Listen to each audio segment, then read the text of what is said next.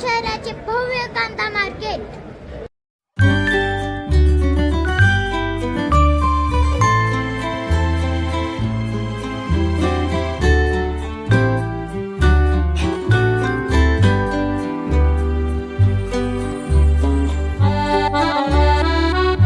प्रत्येक भाजीत लागतो कांदा.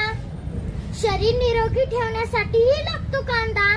स्वाद व चव येण्यासाठीही लागतो कांदा.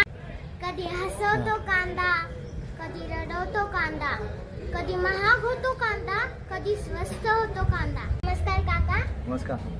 आपल्या कडा मार्केट मध्ये कांद्यांची उलाढाल किती होते?